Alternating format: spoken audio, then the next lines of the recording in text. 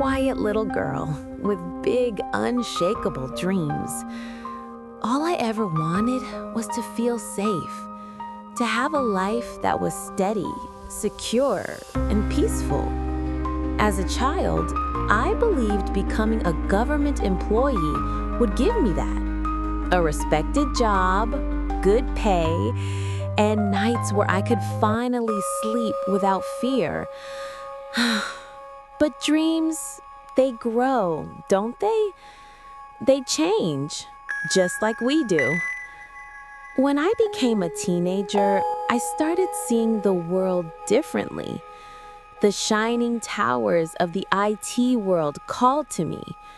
I thought that was my destiny, to work there, to prove myself.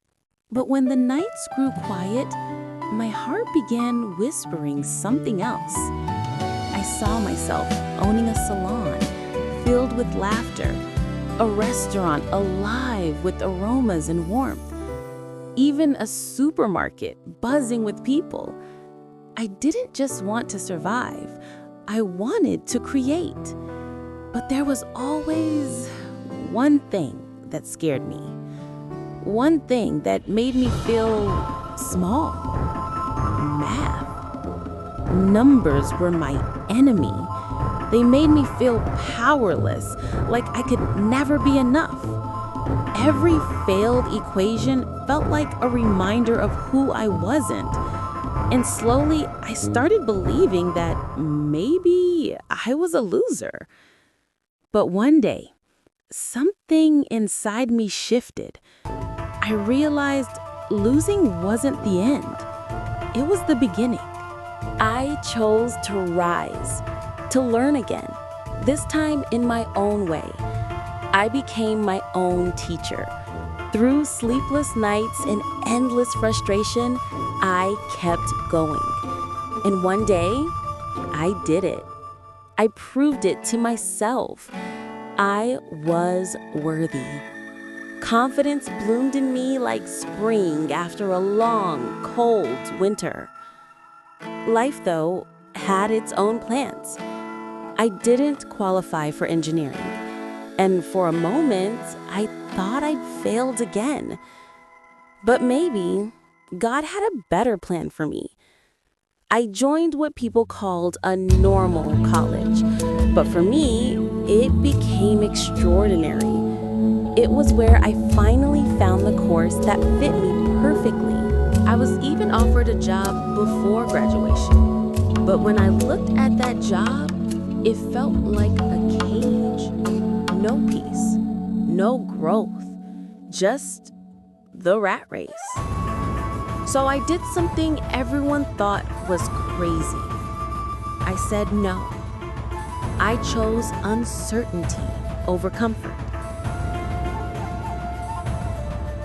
After graduation, silence surrounded me.